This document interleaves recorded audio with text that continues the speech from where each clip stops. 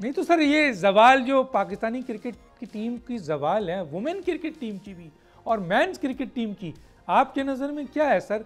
क्योंकि कुछ लोग ये भी कहते हैं, जो मैं आपके सामने रखना चाहता हूँ, कि लीग मैचेस ने, लीग जो मैचेस हैं चाहे बाहर हों या यहाँ हों, और जुआरियों ने, एक तो जुआरी का जिम्मेदारी की जाती है और दूसरा लीग मैचेस जिन्होंने पाकिस्तान क्रिकेट को तबाह किया है। क्या कहेंगे सर इस पे आप?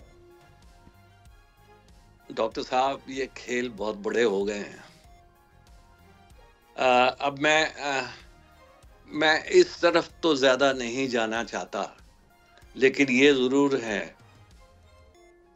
कि इन प्लेयरों के साथ कुछ लोग इस किस्म के अटैच हो गए हैं जिनसे कि क्रिकेट को और भी खतरा हो जाएगा। इसको अगर अभी से खत्म ना किया गया तो ये क्रिकेट जो है,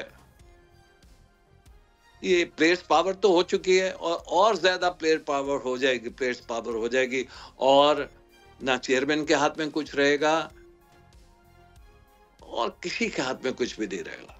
ये टीम भी जो सिलेक्ट होगी, ये वही लोग सिलेक्ट किया करेंगे। इनको पाकिस्तान क्रिकेट बोर्ड की सिलेक्शन कमेटी नहीं सिलेक्ट किया करेगी, मैं आपको गारंटी से कहता हूं।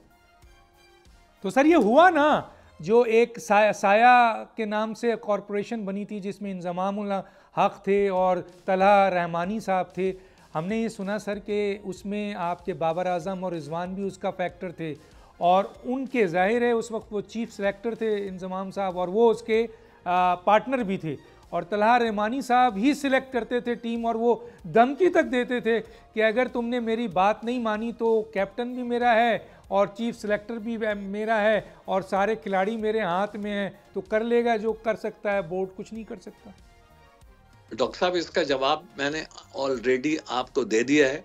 यही मुझे खतरा है कि यही चीज ना हो जाए।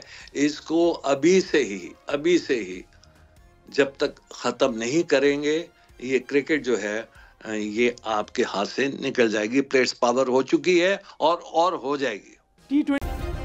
सब्सक्राइब करें और बेल दबाएं ताकि कोई खबर रह न जाए।